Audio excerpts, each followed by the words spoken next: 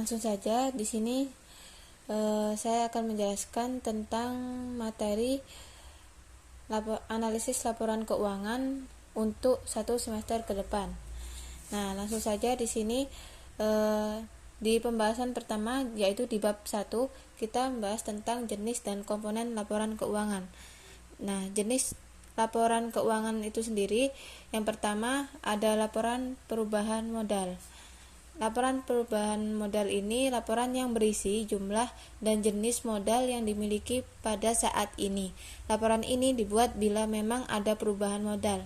Yang kedua ada laporan arus kas. Laporan yang menunjukkan semua aspek yang berkaitan dengan kegiatan perusahaan, baik yang berpengaruh langsung atau tidak langsung terhadap kas. Selanjutnya, yang ketiga ada laporan catatan atas laporan keuangan. Nah, di sini laporan ini yang memberikan informasi apabila ada laporan keuangan yang memerlukan penjelasan tertentu sehingga penjelasan tersebut lebih jelas gitu. Dan yang selanjutnya ada neraca. Neraca ini merupakan laporan yang menunjukkan posisi keuangan perusahaan pada tanggal tertentu. Arti posisi keuangan yang dimaksud ini adalah posisi jumlah dan jenis aktiva dan pasiva suatu perusahaan. Selanjutnya ada laporan laba rugi. Nah, laporan laba rugi ini laporan keuangan yang menggambarkan hasil usaha perusahaan dalam periode tertentu. Dalam laporan laba rugi ini tergambar jumlah pendapatan dan sumber-sumber pendapatan yang diperoleh, dan juga tergambar jumlah biaya dan jenis-jenis biaya yang dikeluarkan selama periode tertentu. Dan jumlah pendapatan, jumlah biaya ini terdapat selisih disebut laba atau rugi. Nah, jika jumlah pendapatan lebih besar daripada jumlah biaya perusahaan dikatakan laba. Jika sebaliknya, jika pendapatan lebih kecil daripada jumlah biaya, maka perusahaan dikatakan rugi. Penyusunan komponen di dalam neraca didasarkan pada tingkat likuiditas dan jatuh tempo.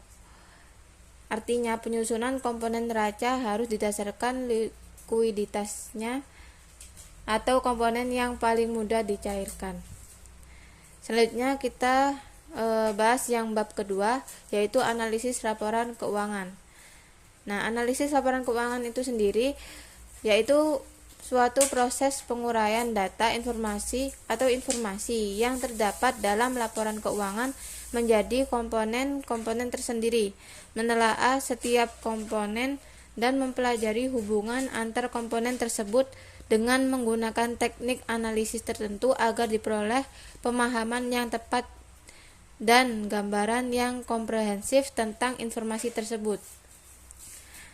Selanjutnya ada metode analisis laporan keuangannya, yaitu ada yang pertama analisis horizontal, di mana analisis ini yang mengadakan perbandingan laporan keuangan untuk beberapa periode. Metode ini disebut juga dengan metode dinamis.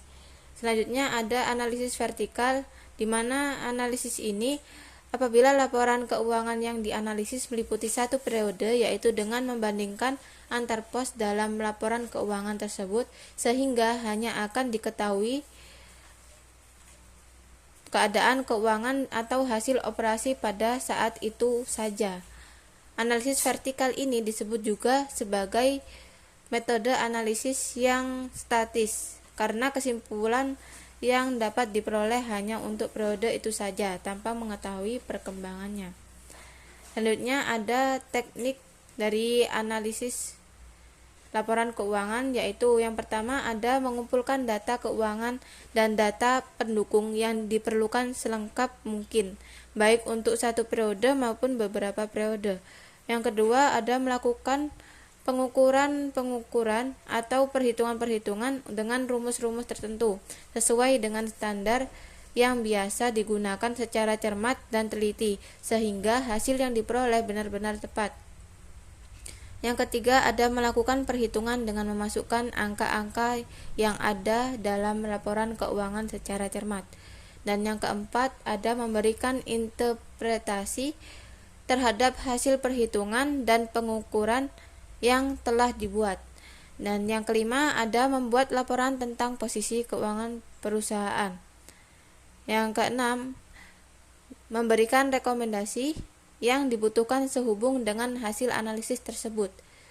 Selanjutnya kita di bab 3 ini kita bahas tentang analisis rasio. Di mana analisis rasio keuangan itu sendiri adalah perbandingan antara angka-angka keuangan yang berasal dari laporan keuangan untuk menilai kondisi keuangan dan kinerja perusahaan. Yang fungsi dari analisis rasio itu sendiri, yang pertama menunjukkan kesehatan keuangan perusahaan, yang kedua mengetahui kekuatan dan kelemahan perusahaan, yang ketiga mengidentifikasi kelemahan yang dapat menurunkan performa perusahaan.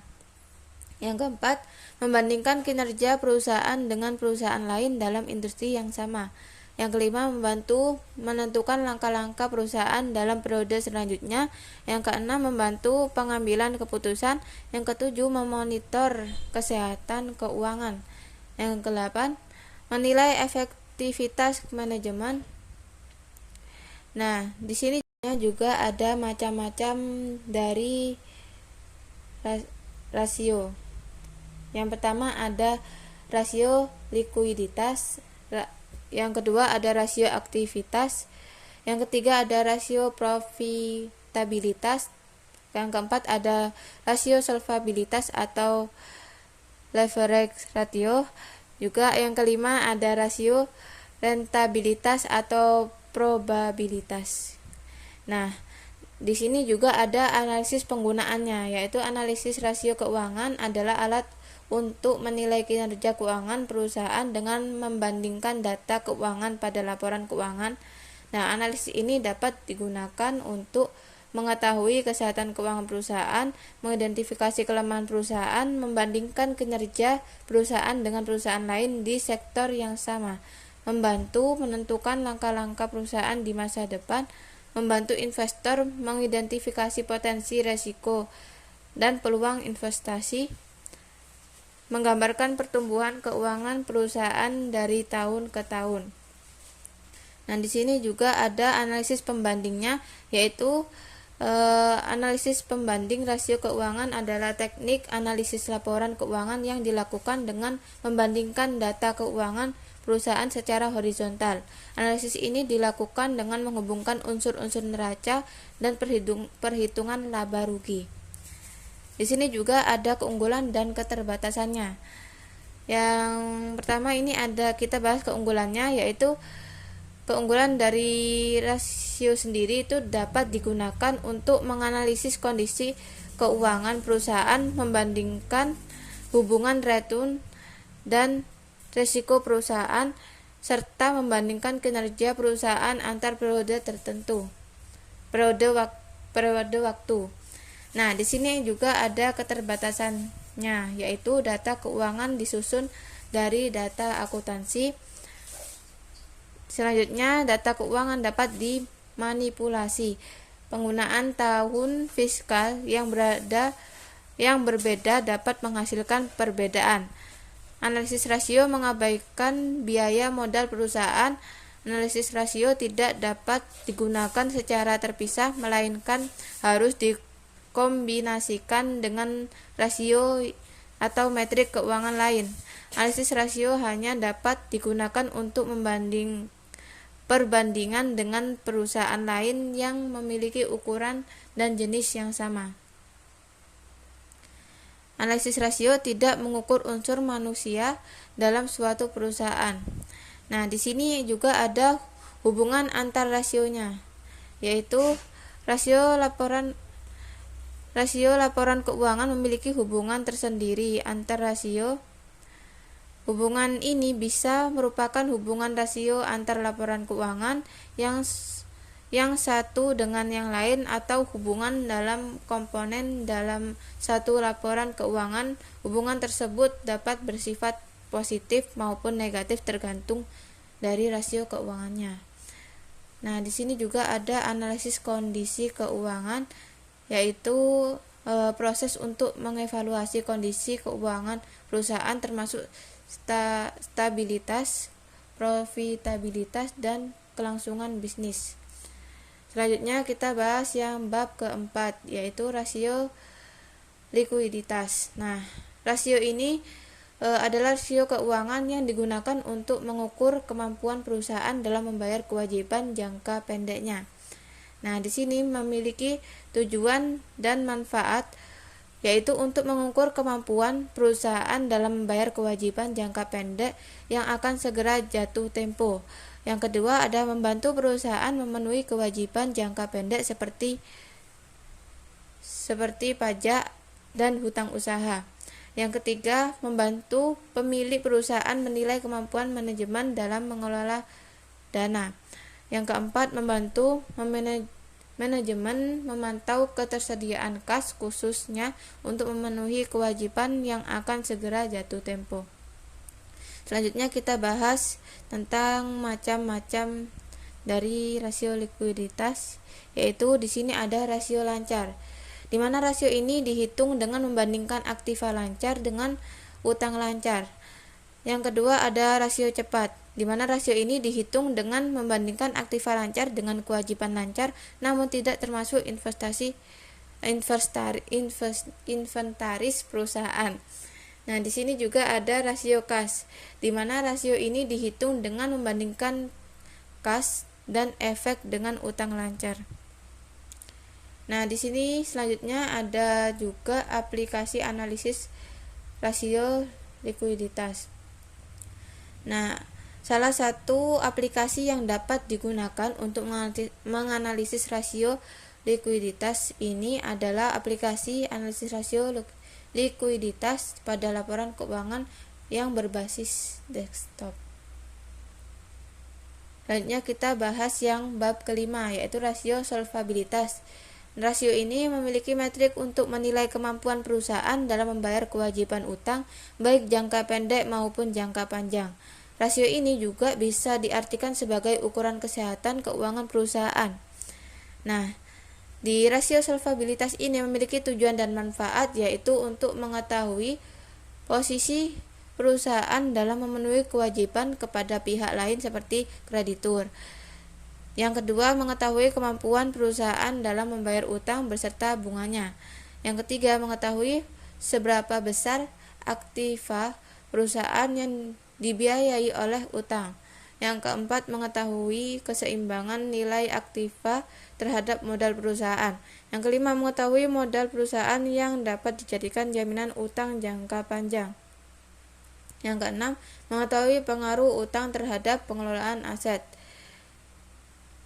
Nah, di sini juga kita bahas juga tentang macam-macam dari rasio solvabilitas, yaitu yang pertama ada debt to asset ratio. Di sini itu rasio ini menunjukkan kemampuan perusahaan dalam membayar utang dengan membandingkan utang yang belum terbayar dengan total aset perusahaan. Yang kedua ada debt to equity ratio, di mana rasio ini untuk menunjukkan proporsi utang yang digunakan perusahaan untuk membiayai asetnya. Yang ketiga ada interest coverage ratio. Dan di sini yang rasio ini untuk menunjukkan kemampuan perusahaan dalam membayar bunga pada utangnya. Yang keempat ada solvency ratio. Rasio ini dihitung dengan membagi laba sebelum bunga dan pajak dengan total utang. Yang kelima ada debt coverage ratio, di mana rasio ini rasio solvabilitas lainnya, dan long term debt to net working capital ratio. Nah, di sini juga selanjutnya kita bahas tentang aplikasi analisis rasio solvabilitas. Dari analisis rasio solvabilitas itu sendiri, yaitu metode untuk mengukur kemampuan perusahaan dalam melunasi utang dan kewajiban keuangannya. Analisis ini dapat memberikan gambaran kondisi keuangan perusahaan serta digunakan untuk mengetahui posisi keuangan besar banyaknya aktiva yang dibiayai utang, dan kemampuan perusahaan dalam membayar utangnya. Ini kita bahas bab selanjutnya, yaitu yang bab ke-6, yaitu bahas tentang rasio aktivitas. Nah, rasio aktivitas ini sendiri yaitu metrik keuangan yang digunakan untuk mengukur seberapa efisien perusahaan menggunakan asetnya untuk menghasilkan pendapatan dan uang tunai.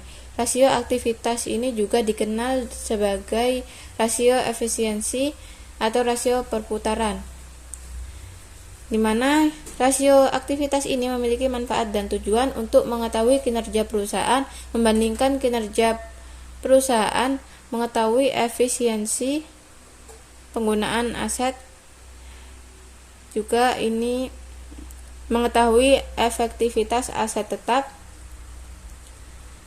dan juga mengetahui kecepatan berputarnya piutang, mengetahui lama penagihan piutang, mengetahui hari rata-rata penagihan piutang, dan mengetahui hari rata-rata kesediaan tersimpan. Nah, di sini macam-macamnya yaitu rasio perputaran piutang. Ada rasio perputaran persediaan, rasio perputaran modal kerja, ada juga rasio perputaran aktiva tetap, juga ada rasio perputaran aset total. Di sini juga ada aplikasi analisis dari rasio, yaitu dari rasio aktivitas itu sendiri adalah metode untuk mengukur seberapa efisien perusahaan menggunakan asetnya untuk menghasilkan pendapatan dan uang tunai. Analisis ini dilakukan dengan membandingkan tingkat penjualan dengan investasi pada berbagai jenis aktiva. Selanjutnya kita bahas yang bab ke-7, yaitu rasio profitabilitas.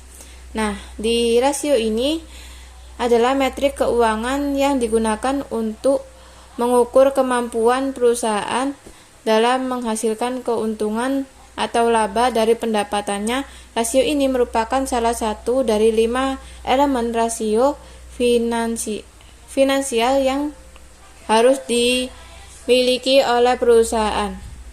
Nah, rasio ini memiliki tujuan dan manfaat untuk mengukur laba atau keuntungan yang diperoleh perusahaan dalam periode tertentu, menilai perkembangan laba dari waktu ke waktu, menilai posisi laba perusahaan tahun ini dibandingkan dengan periode akuntansi sebelumnya, menilai efektivitas penggunaan modal, menilai kinerja perusahaan sebagai tolak ukur dalam penilaian oleh bank atau investor. Pemahaman efisiensi usaha atau bisnis, poin penting dalam aspek pajak. Nah, di sini juga ada macam-macamnya, yaitu ada gross profit margin. Ini atau laba kotor ya.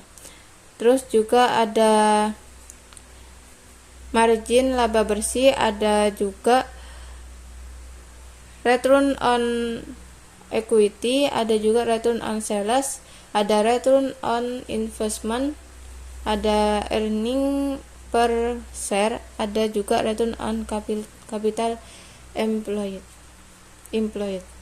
Nah, di sini juga ada aplikasi analisis rasio profitabilitas, yaitu metode untuk mengukur kemampuan perusahaan dalam menghasilkan laba dari pendapatannya. Analisis ini dapat membantu pelaku usaha untuk dalam mengambil keputusan bisnis yang kreatif dan inovatif. Kita bahas yang bab ke-8, yaitu rasio keuangan bank.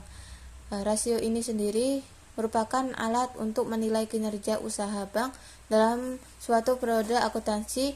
Rasio keuangan bank dapat diukur dengan menganalisis laporan keuangan bank seperti neraca dan laporan laba rugi.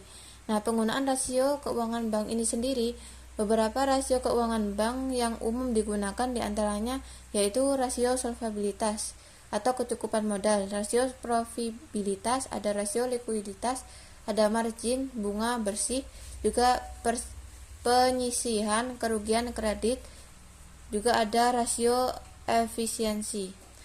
Nah, di sini juga ada jenis-jenisnya, yaitu rasio rentabilitas, ada rasio likuiditas, rasio leverage, ada rasio aktivitas, ada rasio pertumbuhan, ada capital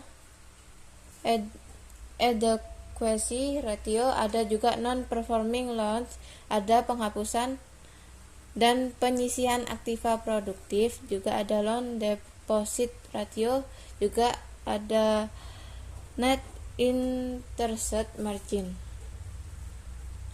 Nah, di bab 9 ini kita bahas tentang analisis sumber dan penggunaan modal kerja, di mana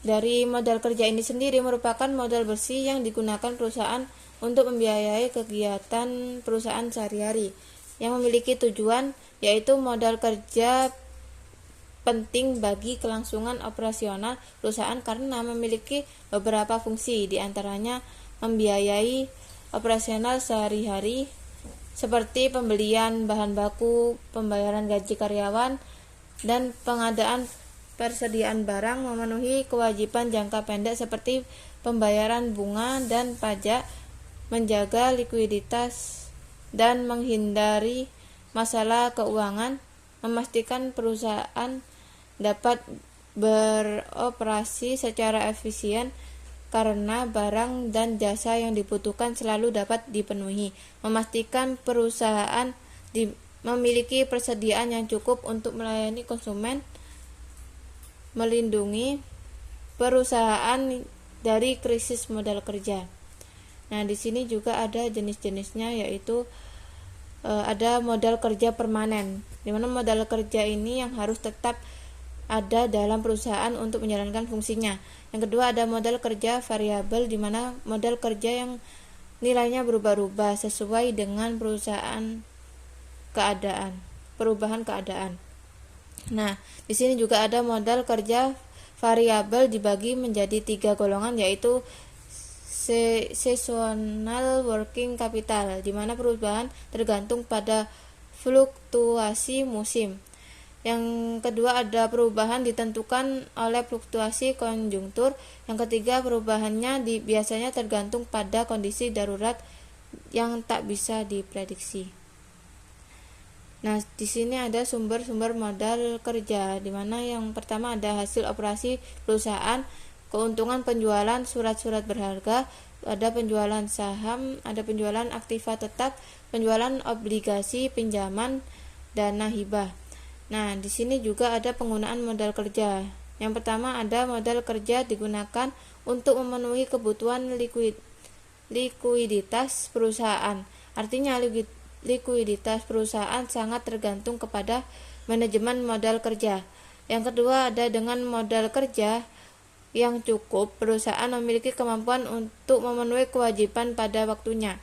Nah, di sini ada faktor yang mempengaruhi modal kerja, yaitu jenis perusahaan, syarat kredit, waktu produksi, tingkat perputaran sediaan, layanan perbankan, perputaran kas, ada perputaran piutang, periode perputaran modal kerja, pengeluaran kas rata-rata per hari.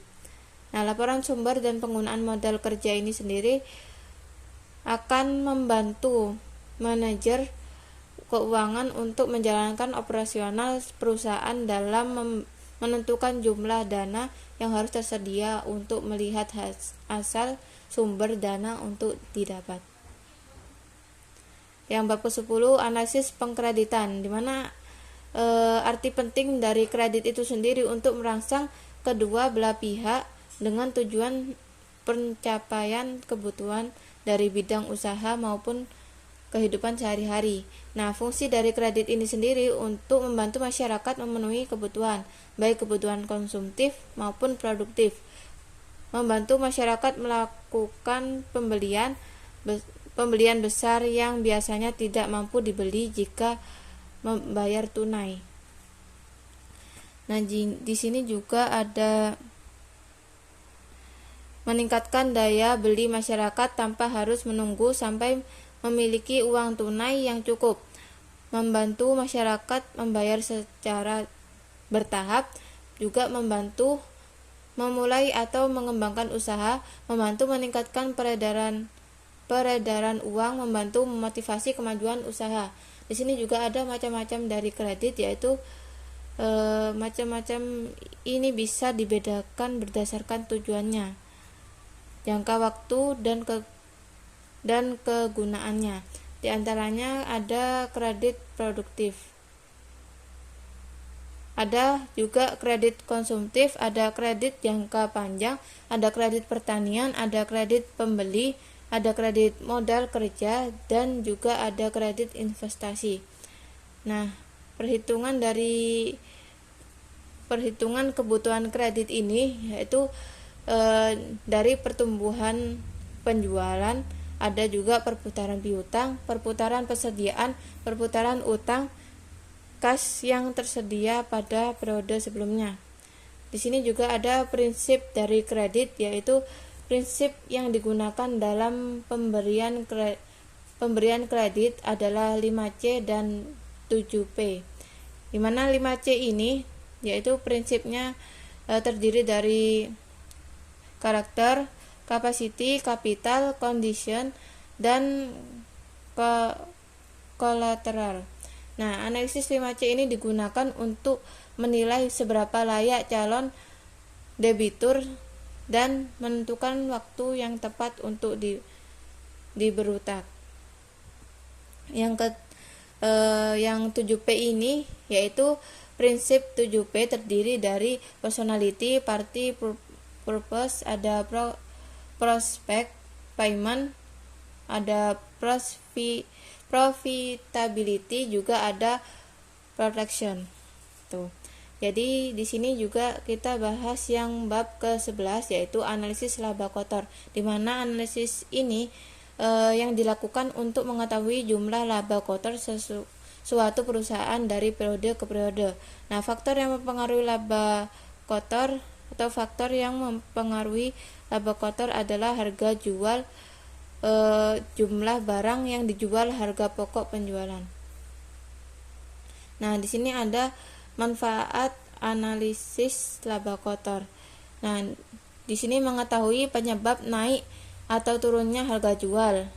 Juga bisa mengetahui penyebab naik atau turunnya harga pokok penjualan sebagai bentuk penanggungjawaban bagian penjualan dan produksi, juga sebagai alat ukur untuk menilai kinerja manajemen, bahan untuk menentukan kebijakan manajemen ke depan, juga bisa membantu perusahaan, bisa juga mengalokasikan tenaga kerja, membantu perusahaan mengambil keputusan tentang pabrik atau lokasi produksi, juga mengukur profitabilitas produk bisnis, juga menunjukkan efisiensi perusahaan dalam menggunakan sumber daya, menafsirkan harga pokok, persediaan barang rusak.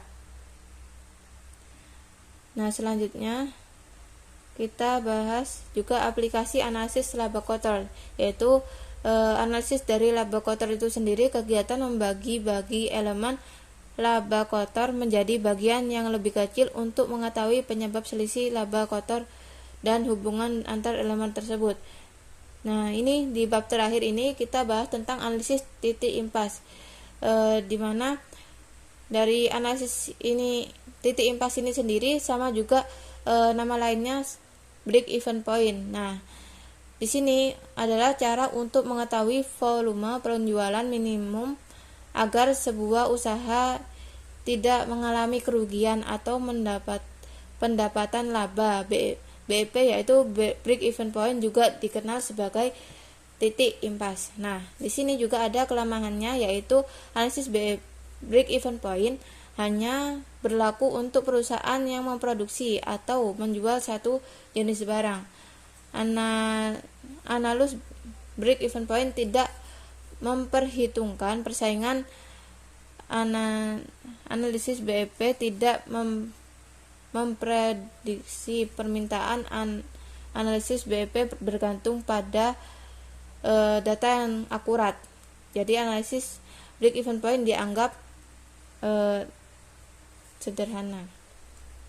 Nah, juga ini ada manfaatnya, yaitu manfaat analisis break even point itu sendiri sangat banyak. Namun secara umum adalah untuk mengetahui titik pulang pokok dari sebuah usaha. Dengan diketahui titik pulang pokok, manajemen dapat mengetahui harus memproduksi untuk menjual pada jumlah berapa unit agar perusahaan tidak mengalami kerugian. Selanjutnya ada jenis-jenisnya, yaitu biaya termasuk dalam perhitungan break even point adalah biaya tetap, ada biaya variabel, ada biaya campuran. Di sini juga asumsi dalam analisis break even point, yaitu salah satu landasan asumsi dasar dalam break even point adalah tidak ada perubahan sales mix dari perusahaan yang memproduksi lebih dari satu jenis produk. Nah, selanjutnya ada batasan-batasan, yaitu salah satu batasan dalam analisis break even point adalah mengabaikan faktor eksternal seperti persaingan, permintaan pasar, dan perubahan preferensi konsumen. Nah, di sini juga ada metode perhitungannya, yaitu break even point kurangi biaya tetap atau harga jual dikurangi biaya variabel. Harga jual dan biaya variabel yang digunakan dalam perhitungan adalah harga jual atau biaya variabel per unit produk yang diproduksinya. Hasil selisih dari pengurangan ini adalah nilai untuk margin kontribusi. Sekian penjelasan dari saya. Terima kasih.